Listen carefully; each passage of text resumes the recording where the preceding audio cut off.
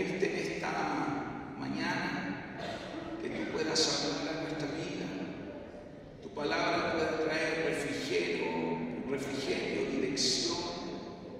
Pueda, Señor, también guiarnos, abrir nuestros ojos para poder entender los tiempos que nos tocan vivir, tiempos que no son fáciles, tiempos donde tu misericordia, tu gracia tiene que estar con nosotros.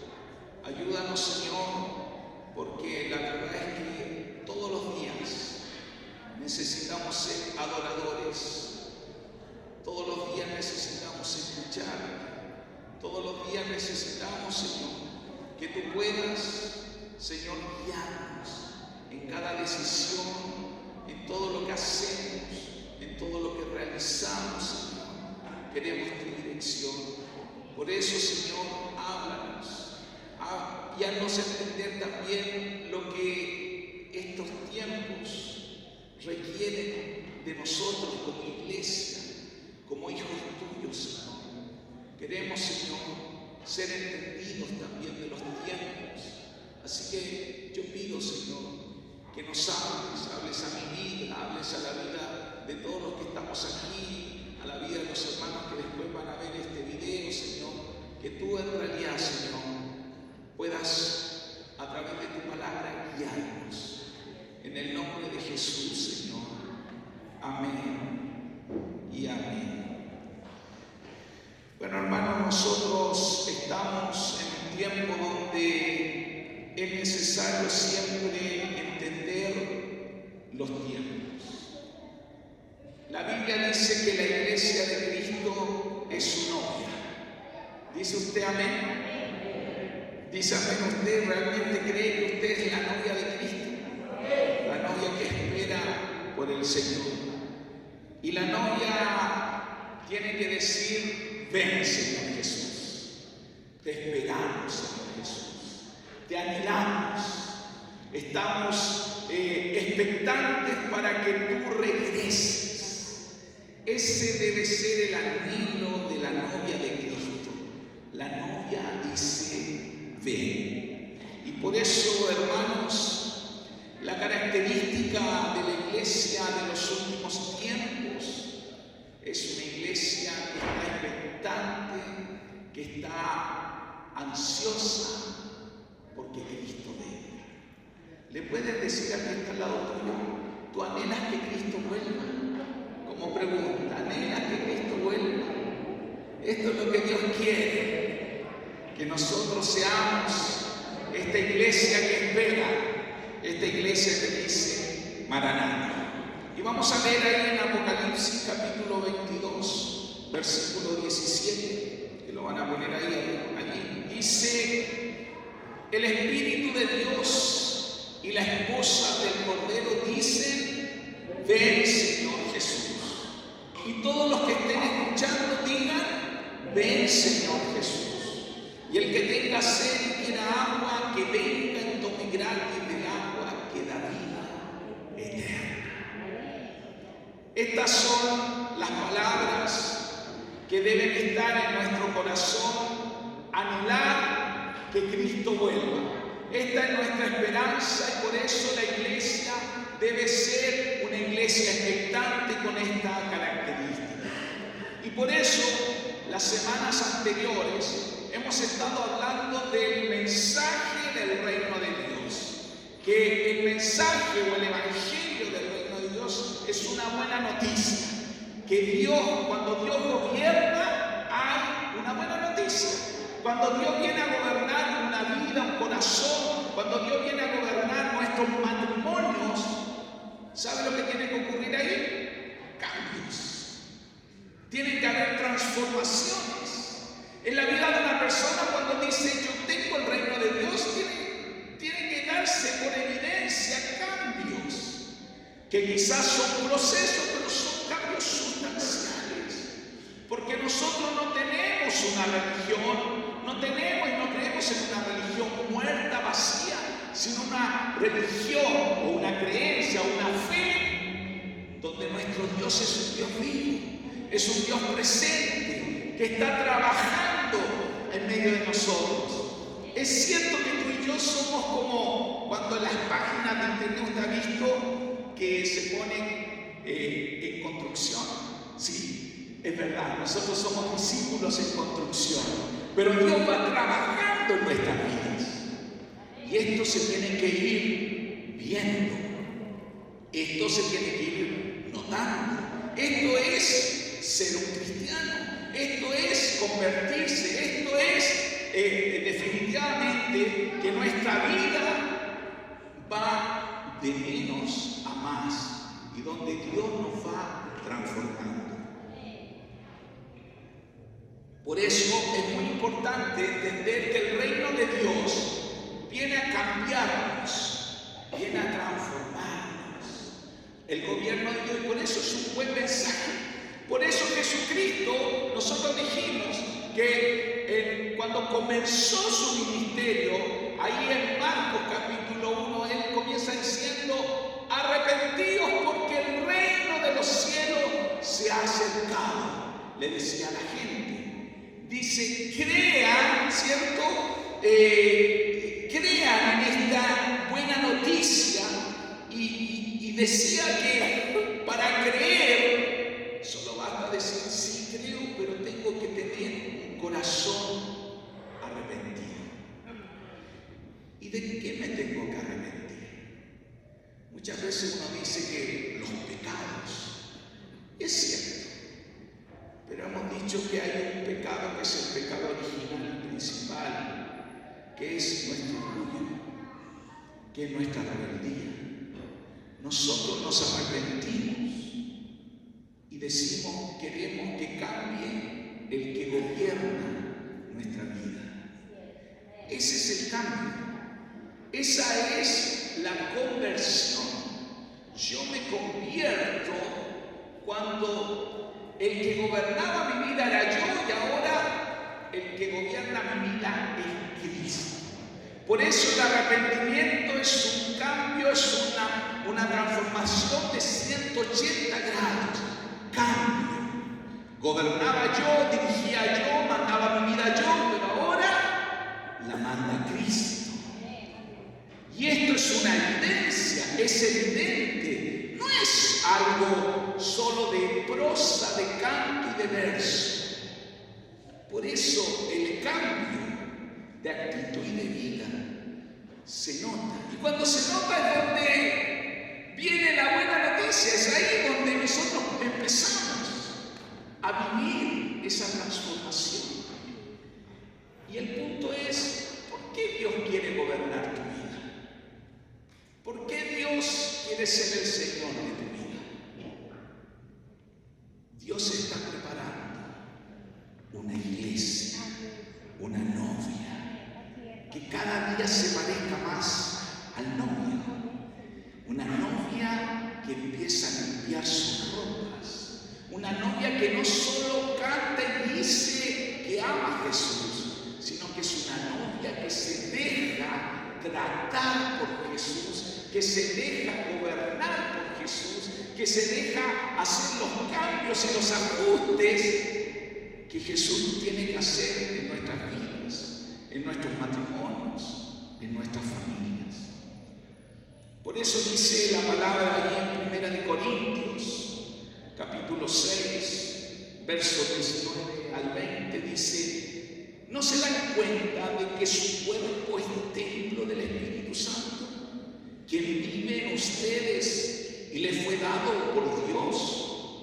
Ustedes no se pertenecen a sí mismos, porque Dios los compró a un alto precio. Por lo tanto, honren a Dios con su cuerpo. ¿Cuántos quieren ser adoradores de Dios? ¿Cuántos quieren darle ofrenda, honra? Dios dice que la honra se la damos con nuestros cuerpos, con nuestra vida. ¿Ve? No es solo cantar. Es cuando Dios gobierna, es cuando Él, podríamos decir, recibe toda la honra. Y también en Efesios capítulo 1, versículo 4, dice: según nos escogió en Él antes fundación del mundo, para que fuésemos santos y sin mancha delante de Él. Este es el propósito eterno de Dios. Él nos creó con un propósito. El propósito eterno de Dios dice que Él quiere tener una gran familia de muchos hijos que se parezcan a Jesús. ¿Sabe cuál es la meta que tú y yo tenemos? Ser como Jesús. Todos los días parecernos a Jesús. Decirle: Jesús, decirle: Espíritu Santo, cámbiame esta mala actitud, transfórmame en esto, necesito tu gobierno en esto, para ser como Jesús. Porque si no me parezco a Jesús, simplemente estoy teniendo una religión sin sentido, una religión que no tiene propósito. Pero el verdadero propósito es ser como Jesús. Le puede decir con mucho cariño al que está al lado tuyo: debes ser como Jesús. Sí, tenemos que parecernos. Este es el plan de Dios. Por eso dice que antes de que el mundo fuese hecho, antes de la fundación del mundo, Él nos hizo y nos escogió para ser santos y sin mancha. Puede decirle Dios, ahora usted decirse a usted mismo: Dios me escogió para ser santo y sin mancha. Oh, ya, o sea, no todos lo creen. Pero yo le voy a decir que esta es la palabra de Dios. Esto es lo que Dios dice. Así que los que tengan fe pueden decirlo conmigo: Dios me escogió para ser santo y sin mancha. Me escogió. Me predestinó antes de todo. La santidad no es algo imposible. No santurrones, santos. Y dice ahí Apocalipsis capítulo 19, versículos 7 al 8. Dice: alegrémonos, llenémonos de gozo y alabémonos, porque ha llegado el día de la boda del Cordero. Ya está lista su esposa, la cual es la iglesia. Dios la ha vestido de lino fino, limpio y brillante. Ese lino fino representa el bien que hace el pueblo de Dios. En el final de los tiempos, que yo no sé si usted sabe, parece que no están lejos estos tiempos. Dios mostró cómo sería la esposa del Cordero, cómo sería la iglesia. Y el resultado final de esa iglesia es una iglesia que estaría lista, que estaría preparada, que estaría santa, que estaría sin mancha, sin arruga, esperando al novio, esperando al Cordero. Por eso, hermanos, mientras la iglesia espera que el novio vuelva, el Padre recibe gloria cuando Cristo es glorificado. ¿Y sabe por qué Cristo formó la iglesia? Para que la iglesia lo glorificara al Hijo. Por eso surgió la iglesia. Porque cuando la iglesia vive en santidad, en unidad, es ahí es cuando el mundo es impactado. Y los hombres y mujeres empiezan a creer en Jesús porque se dan cuenta que hay un pueblo que vive en santidad, que vive en unidad, que eso para este mundo es bien difícil. Humanamente ser uno es un milagro. A veces cuesta con la persona que hemos dicho que más amamos, con nuestro esposo, con nuestra esposa, con nuestros hijos. A veces nos cuesta. Imagínense con los que nos vemos quizás una vez a la semana, 2 veces a la semana. Pero ahí es donde Dios obra el milagro. Cuando la iglesia empieza a vivir el reino de Dios, cuando nosotros dejamos que Él gobierne y vaya quitando la basura que está en nosotros, como dice, nos vaya limpiando, nos vaya haciendo una iglesia santa y sin mancha. Por eso, hermanos, hermanas, la iglesia si nace y crece, y si la iglesia es una y santa, el mundo creerá. Y ahí es cuando Cristo será glorificado. Por eso nos ha llamado. Tenemos un plan, un propósito. No es venir a reunirnos aquí, no es venir a sentir algo, es porque tenemos una identidad, un propósito, una meta, ser como Jesús, pero como iglesia, para llevarnos. Cristo nos va a llevar a estas bodas del Cordero. Y cada vez hay más anuncios, más cumplimiento de las profecías que se están cumpliendo en este tiempo. Y nosotros decimos, Maranata.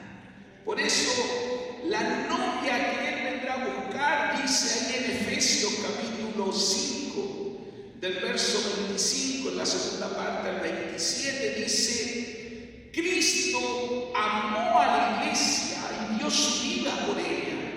Lo hizo para hacerla sola suya, limpiándola por medio de su mensaje del bautismo. Cristo quiso regalarse a sí mismo una iglesia gloriosa, apartada del mal y perfecta, como un vestido sin una sola arruga, ni una sola mancha, ni nada parecido. Esta es la novia que Cristo vendrá a buscar. No es una novia con un vestido todo arrugado, sucio. No es una novia que le falta un ojo, o camina chueca, o es coja. Es una novia hermosa, linda, porque esto es lo que Cristo está haciendo. Y en la medida que el reino de Dios, nosotros dejamos que el gobierno de Dios venga a nosotros, nos vamos a poner más bonitos. Porque la hermosura de la santidad de Dios vendrá a tu vida. Pero cuando nosotros tenemos solo una religión, cuando Cristo no es el que gobierna, la verdad que aunque nos pongamos la mejor pinta, aunque usted se pinte, se maquille, se corte el pelo, vaya, se vista de etiqueta, usted está demacrado. Usted está demacrado. Porque lo único que nos hace hermoso o hermosa es el reino de Dios. Entonces, proclámele al que está al lado y dígale que estás hermosa, que estás hermoso en Cristo. Cristo nos hace hermosos. Cristo te hace hermoso cuando el reino de Dios viene a tu vida. Eso es lo que te da belleza. No hay otra cosa. La hermosura de su santidad. También escribió el apóstol Pedro, ahí en Primera de Pedro, capítulo 1, del 13 al 16, dice: así que preparen su mente para actuar y ejerciten el control propio. Pongan toda su esperanza en la salvación inmerecida que recibirán cuando Jesucristo sea revelado al mundo. Por lo tanto, vivan como hijos obedientes de Dios. No vuelvan atrás a su vieja manera de vivir con el fin de satisfacer sus propios deseos. Antes lo hacían por ignorancia, pero ahora sean santos en todo lo que hagan, tal como Dios, quien los eligió, es santo. Pues las Escrituras dicen: sean santos porque yo soy santo. Amén, a esto Dios nos ha llamado. Por eso Él está preparando y viene a buscar, y la iglesia es santa cuando es una. La iglesia es santa cuando el gobierno de Dios sea glorificado en usted y usted vea la transformación. Usted tiene que permitir que Dios gobierne, que Dios sea el primero, que Dios sea el Señor. No por obligación, como hablamos la semana pasada, sino por amor. Esclavos por amor, no por una obligación. Por eso, ser santos, hermanos, a lo que Dios nos ha llamado es ser como Jesús. Dijimos que la meta es ser como Jesús. Jesús es santo. Ser santo porque yo soy santo, dice el Señor. La iglesia que Dios viene a buscar es una iglesia santa, sin mancha, sin arruga. Pero es tan difícil, pastor. Pero hermano, hermana, Dios dice y promete en su escritura, yo creo a lo que Él dice en su escritura, que Él nos escogió para ser santos y sin mancha antes de que el mundo fuese hecho. Nos escogió para Él. Entonces, esa la pregunta es, ay, qué difícil. La pregunta es, ¿por qué? ¿Por qué me cuesta?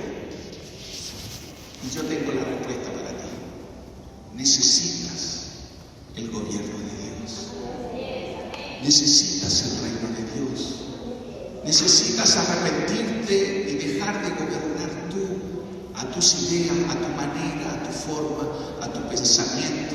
Dejar de tener prejuicios, de criticar, de juzgar, de apuntar, de condenar, de condenarte, etc. Y dejar que la belleza de Cristo se forme en ti. Porque Él es el más hermoso de los hijos de los hombres, dice la palabra de Dios. Y esa hermosura tiene que venir a nosotros para que el mundo crea. Por eso ser santo significa básicamente ser apartado, consagrado, dedicado, ser exclusivo para Dios. Por eso la iglesia que espera a Cristo, esta novia que espera a Cristo, no se distrae con las cosas de este mundo. No piensa solo en este nivel. Miramos más allá. Y aunque estamos en el mundo, no somos del mundo, hermanos. No somos de esta vida, de este mundo. Esta no es la vida que esperamos. Oramos, predicamos, queremos que Dios transforme, por supuesto, hasta que Él venga. Pero sabemos que esta no es la vida que esperamos, sino cuando Cristo vuelva. Eso esperamos. Y mientras esperamos, nos consagramos.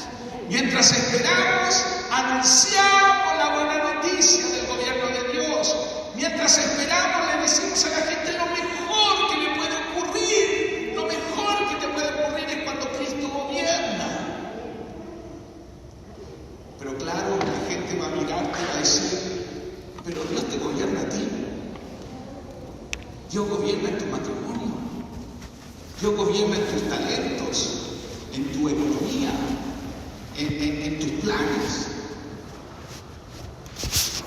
Por eso es tan importante que la iglesia, la novia de Cristo, entienda que Dios nos llamó y Él espera esta iglesia que es sin mancha, sin arruga. ¿Y sabe por qué creemos en esto? Porque Cristo, por su sangre, Él nos lavó y nos compró. Y hemos dicho que Él nos redimió. ¿Y sabe por qué nos redimió? Nos volvió a comprar para hacernos libres, para que seamos santos y sin mancha. En realidad Efesios dice por tres cosas: para ser santos y sin mancha, para ser hijos y para la alabanza de su gloria.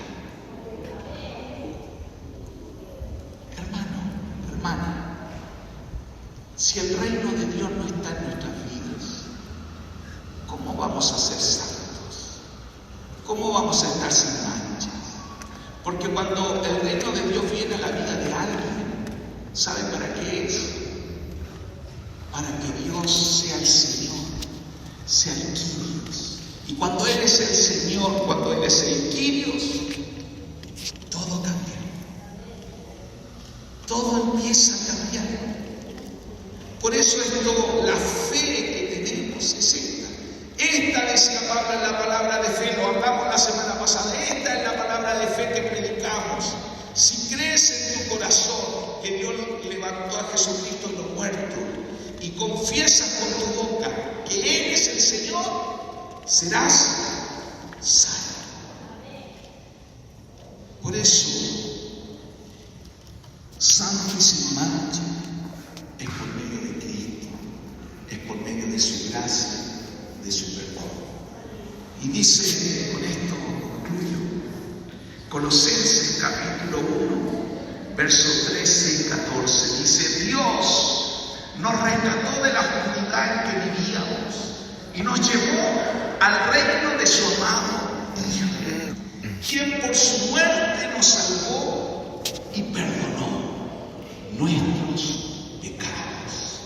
Hemos sido, hermanos, trasladados de la potestad de las tinieblas al reino de su amado Hijo. Él nos perdona. Pero la pregunta es, ¿tú has sido trasladado?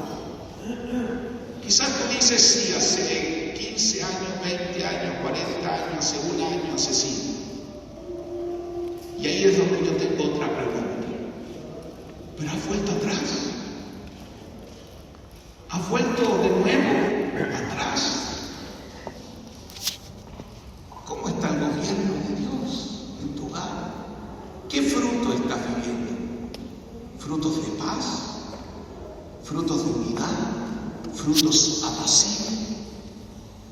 ¿Donde tu matrimonio está mejor que antes?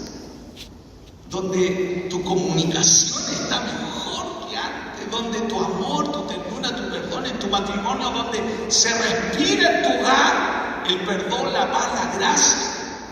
Donde tú vas al trabajo y ya no vas quejándote, sino que vas con alegría, con gozo, entendiendo que todo lo que hacemos es para el Señor. Donde te vas, cada vez va pasando el tiempo y tú vas viendo que has ido creciendo, no en conocimiento, no en el saber, no en solo en decir, sino en la práctica. Donde hay gente que quiere estar contigo, donde tú te vas multiplicando, donde tú abres tu casa y la gente dice: yo quiero lo que tú tienes, yo quiero ese gobierno de Dios. Hermanas, esa es la meta que tenemos. Queremos ser esa novia de Cristo, que espera a Cristo, que le dice: ven, Señor Jesús. Donde Jesús dice, en el último capítulo de Apocalipsis, dice: ciertamente vengo pronto. Y la novia dice: sí, ven, Señor Jesús. Sí, ven, Señor Jesús. Sí, como Pablo decía: Maranatha, ven, Señor Jesús.